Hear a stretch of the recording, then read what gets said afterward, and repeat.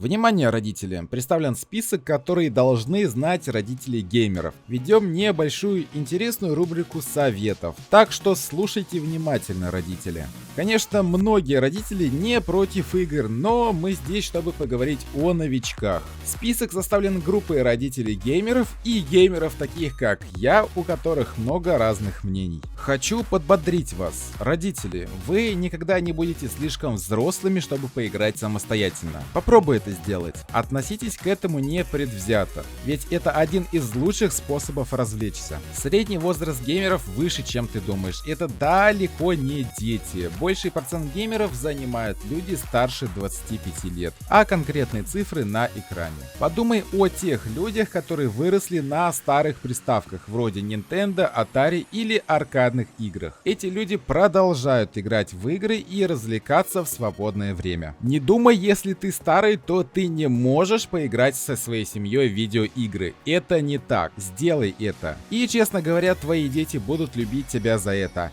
Ведь ты разделишь с ними их интересы. Если ты хочешь купить игру, недоступную в России, ты можешь обратиться к нам в группу ВКонтакте или на Авито. Ссылочки указаны в описании. Также в группе публикуются все новые скидки. Если твой ребенок проводит много времени в видеоиграх, а ты проводишь мало времени с ним, перестань думать, что ты слишком взрослый для этого. Попробуй, просто попробуй, ведь проводить время со своим ребенком и разделять с ним его интересы дорого стоит.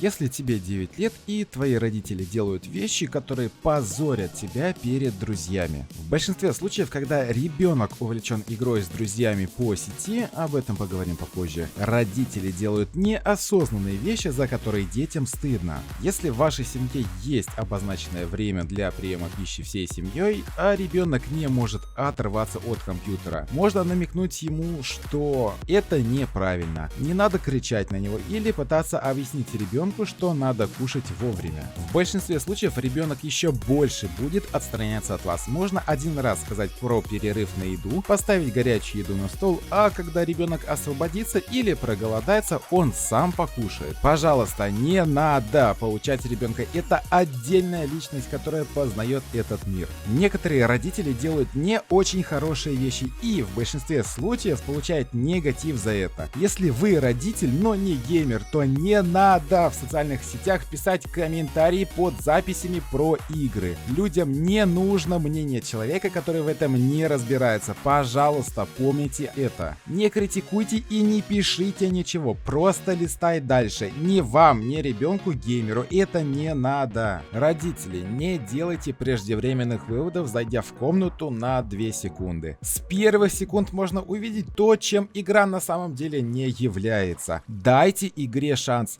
Не делайте поспешных выводов. Вы не можете составить полную картину, во что играет ваш ребенок, посмотрев на него всего лишь 2 секунды. Ребенок всегда может объяснить, что в игре есть больше, чем это. Не стоит отмахиваться от этой игры просто потому, что там промелькнули пару деликатных кадров. Пожалуйста, не забывайте, что ребенку может быть интересен сам процесс игры, а не то, что промелькнуло одноразово на экране. Если ваш маленький геймер думал, что это что-то ужасное или плохое, и он не ожидал этого неординарного кадра, смягчите обстановку. Если ребенок начинает нервничать, спросите у него, что было до этого кадра. Дайте ребенку выговориться. Это будет лучше, чем вы начнете ругать его за то, в чем он не виноват. Представьте, если бы вы смотрели фильм на кульминационном моменте или эмоционально-драматической сцены. Я бы вошел и начал сильно смеяться. Вам бы это также не понравилось. Поэтому, пожалуйста, не делайте преждевременных выводов.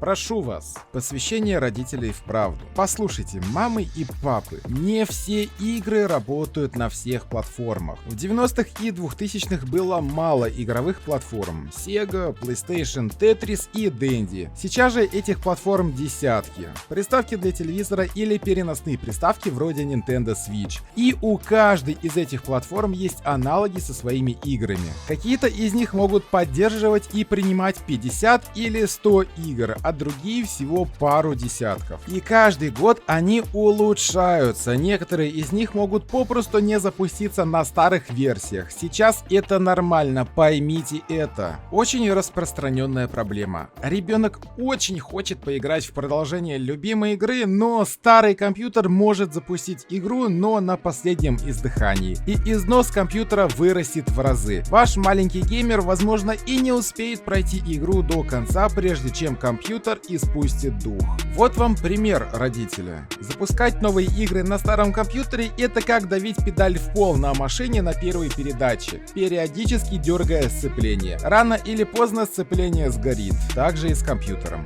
Родители, если ваш ребенок съезжает и оставляет игровые принадлежности, это не хлам. Особенно старые вещи. Это не мусор, не выбрасывайте. Если уж решили выбросить или отдать, сперва изучите, что это такое.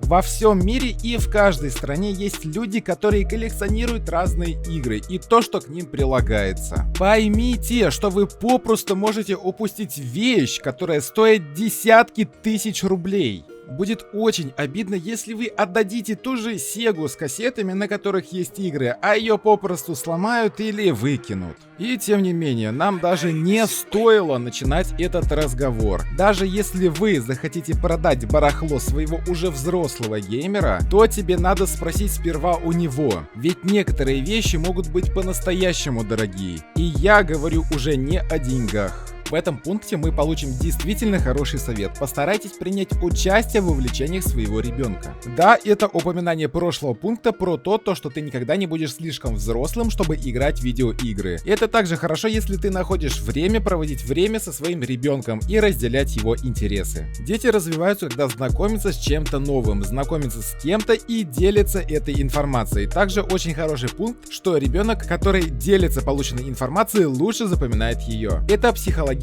особенность. Если ваш ребенок делится с вами информацией, вы становитесь ближе с ним, и это хорошо. Знаешь, если ты считаешь, что видеоигры просто жестокие и мерзкие вещи, которые сводят твоих детей с ума, сделай шаг назад. Почему бы тебе не сесть рядом со своим ребенком и не позволить ему показать, во что он играет? Просто зачастую в конце дня ты решаешь, что видеоигры не подходят твоему ребенку. И я с тобой не согласен. По крайней мере, если бы поговорили со своим ребенком об игре, он относился бы к этому более спокойно, нежели если бы вы стали винить, что он станет неадекватным после 30 минут игры за компьютером. И весь процесс был бы менее болезненным для вас обоих. Родители, это важно. Неправильно покупать своим маленьким, и еще раз повторюсь, маленьким детям до 10 лет, неправильно покупать игры с рейтингом, предназначенные для взрослой аудитории. Какой бы ваш ребенок не был умный и понимающий, поймите, на них не просто так стоит отметка 18+.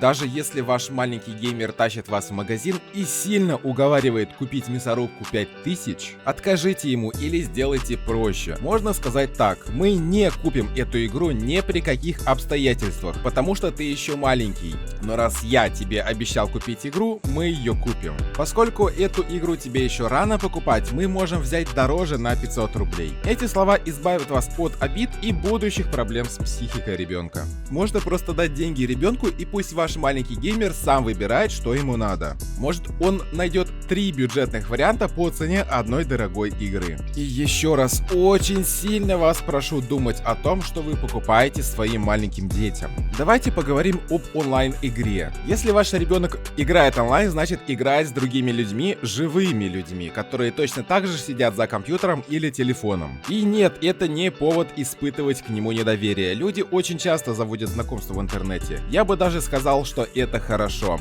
Если ваш ребенок имеет много друзей в интернете, это хорошо. У него развиты коммуникативные навыки. Если надо будет отдать ребенка в секцию, где требуется общение с другими людьми, вы не будете беспокоиться, что он не впишется в коллектив других людей. Ведь ваш ребенок смог познакомиться с людьми в интернете, которых ни разу не видел вживую. Но также не стоит забывать про плохих людей. Да-да, они существуют. Стоит краем глаза смотреть за общением ребенка в видеоиграх. играх, но не пытаться строго его контролировать, чтобы не привело к плохим последствиям. Присмотр за личной жизнью ребенка — это хорошо, но мы бы не хотели, чтобы вы ее контролировали как роботы на пульте управления и говорили, что можно делать, а что нет. Пожалуйста, не забывайте, что ему надо самому развиваться в обществе. Послушай, мама, я знаю, что сейчас может быть время ужина, но твой маленький геймер не может остановить игру. Игра ведется в режиме реального времени и с игроками по всему миру. Твой дочь или сын не могут попросить 10 или 20 человек подождать полчаса, пока он кушает. Скорее всего, вашего ребенка просто удалят из игры, и он может потерять игровую репутацию, над которой так долго старался. Пожалуйста, подождите пару минут, пока ребенок доиграет. Это не сложно, я знаю. Еще в видеоиграх есть ролики, встроенные в игру. Это как продолжение сюжета игры, но при этом ваш маленький геймер не играет. Не надо его дергать и говорить, чтобы он поставил на паузу игру. Во время роликов, которые идут в игре, в большинстве случаев нельзя.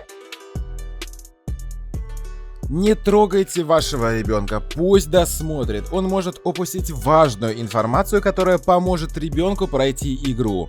Думаю, счастливый ребенок лучше, чем ребенок, который расстроился из-за того, что он выключил игру, и надо опять играть в то же самое ближайшие пару часов, чтобы дойти до этого ролика. Не надо так делать, родители, пожалуйста.